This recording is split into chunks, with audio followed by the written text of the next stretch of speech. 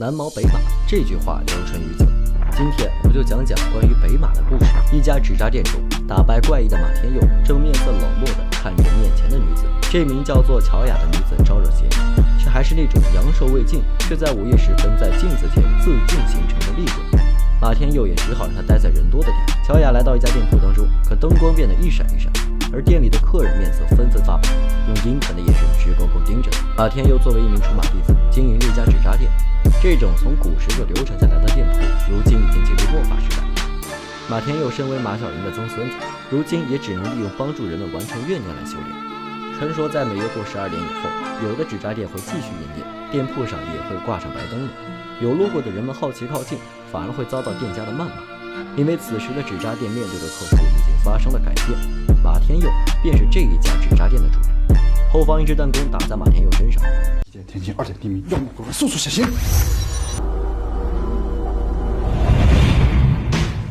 宝葫芦，他饲养的鬼物宝葫芦现身，与他争吵起来。宝葫芦身为鬼魂，马天佑居然烧了大红大紫的衣服给他，这是让他最受不了的。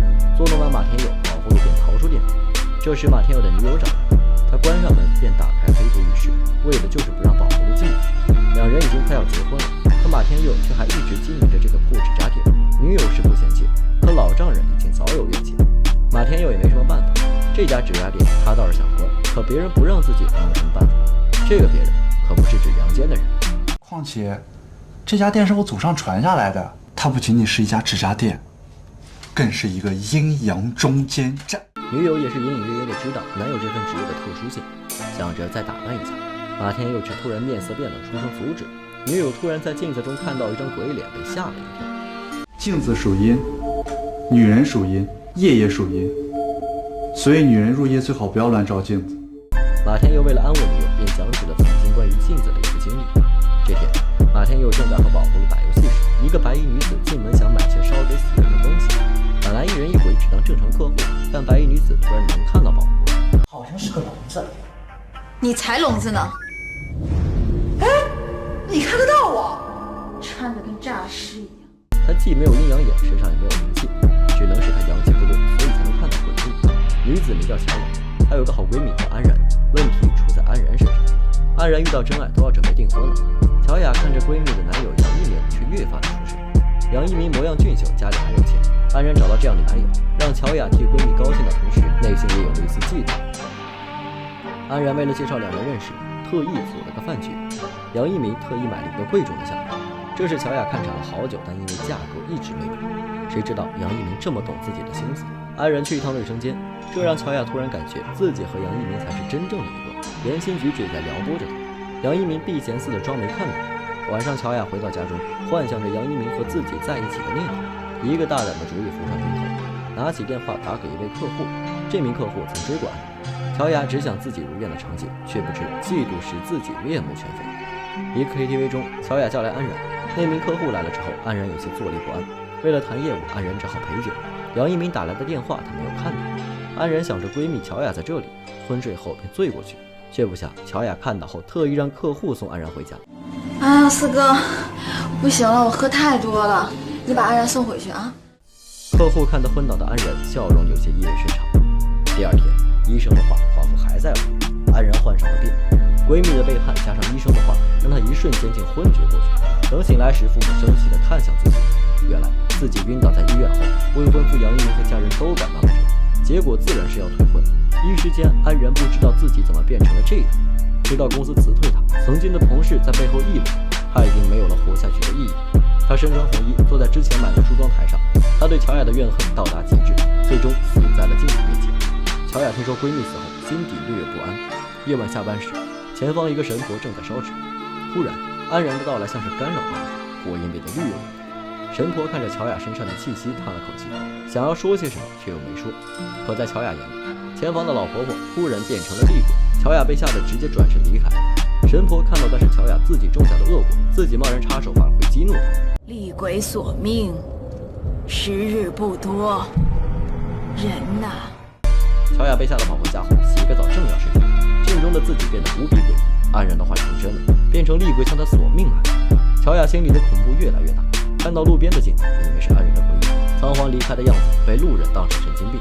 乔雅说完，愧疚地低下了头。马天佑知道这是乔雅自己的恶果，可能安全地来见自己，说明乔雅命不该死，自己必须帮她，这便是道家口中的缘。马天佑警告他：世上一切恩怨皆有因有果，所有情仇都不是无端生有。按理来说，你自己种下的果，最后要由你自己咽下。但若上苍眷顾，定有缘由。只要你能熬过3天后的午夜12点，便到了他必须要走的时间。那我该怎么办呢？找人多并且没有镜子的地方待着，不要好奇身边发生的任何事情，挺过3天。所以才有了开头那一幕。乔雅来到一家热闹的店铺，没想到安然的怨气如此之大。马天佑想来帮忙，却被怨气困在一个满是镜子的房间。安然眼前一化，四周环境大变，一处荒地上冒着绿色的烟雾，后面是一面面的镜子。马天佑还被困在房间中，他知道安然把乔雅拉入他的镜中世界，虽然召唤了宝葫芦，但胆小的他们看见这冲天的怨气便放弃了。马天佑拿起长辈留给自己的玉石，直接走进了镜子当中。乔雅面前一面镜子中化成厉鬼的安然正要把他拉入镜中世界，马天佑直接面露法诀：天听地灵，神见天命，地府炎阳明，奉茅山祖师敕令，速速灵令，火速作行，急急如律令。一道火球出现，安然似乎感觉到危机，放开了乔雅，镜子被打得粉碎，却不见安然的身影。马天佑看着四周的镜子，大声说道：善有善报，恶有恶报，乔雅一定会受到惩罚，但不是这种方式。安然突然存在所有的镜面之中，马天佑一招道术便打碎所有镜子。如今这安然的镜中世界，只有找到他发誓的那面镜子，才能破除这诡异的意境。可一转头，乔雅竟失去踪影。一拐角才看到，乔雅用手掐着自己的脖子，仿佛要勒死自己一般。马天佑虽然后背发凉，但咬破自己的蛇精血，按着乔雅额头，这才救了一命。两人兜兜转转，终于找到一个冒着红光的镜子，散发着诡异的红焰。一道红光打退了正要向前的马天佑，安然的灵体正藏身其中，人体靠近却会受到损伤。马天佑再次召唤宝葫芦，一个冲刺便打破灵气波。随后马天佑手一招，铜钱剑直接打碎玻璃，而环境也打破了。马天佑就讲到这就停了。女友还有一丝郁闷，突然门外传出敲门声，一群妹子来到这里。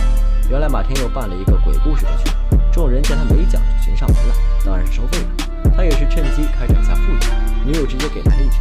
但为了赚钱，马天佑又开始讲下一个故事。这个故事和头发有关。阿紫是一名白领，为了追求时尚，就想换个发型。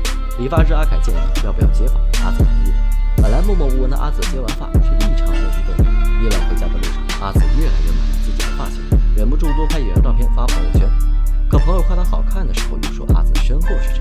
打开相机，照片中自己背后居然有个女人的虚影。本以为是手机出了问题，看四周自己好像不熟悉，便向前帮一名女子乱录。可一回头，女子正面长满了头发，突然惊醒。阿紫发现自己在出租车上，看到司机模样又被吓到。终于醒来的阿紫大口喘气，自己是做了梦出梦。